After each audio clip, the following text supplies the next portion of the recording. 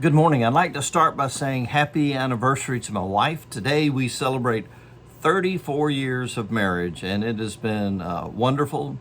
I appreciate God sending her my way, and I certainly appreciate her patience and love over all of these years.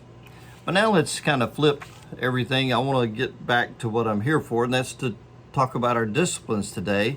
And today we look at Job chapter 1.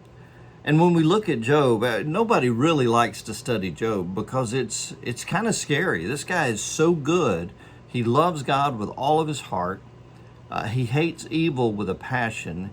He has been tremendously blessed. 7 sons, 3 daughters, 7,000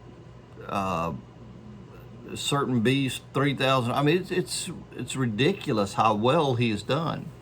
And yet Satan comes in and takes over so that he can destroy Job's life, because Satan says the only reason that Job loves you, God, is because he's been blessed.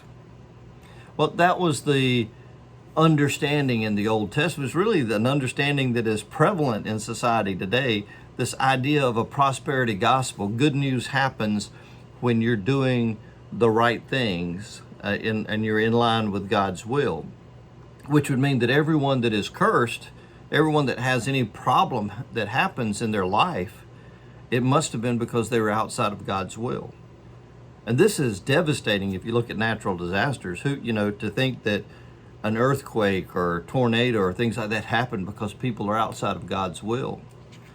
But I think if we look at Job, we'll actually find a real blessing instead of a scary thing, because Job is refreshing when we understand that everybody has trouble. Everybody has sorrow. Jesus tells the disciples, don't worry about today or tomorrow, for today has trouble of its own. And I think as we study and we look at Job, we understand that it's better to know that God is with us during troubled times. It would be awful to think that when times are going bad, not only is God not with me, and that's why this is happening, but now I've got to figure out what I've done wrong. And I'm all alone.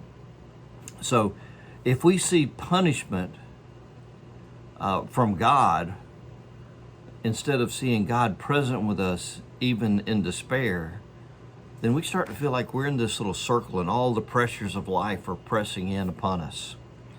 But we can know that God is with us.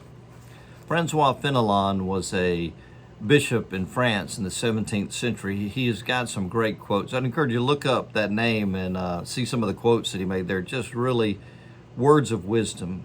But he said, don't worry about the future. Worry quenches the grace within you. The future belongs to God. He is in charge of all things. Remember that today, and God bless you.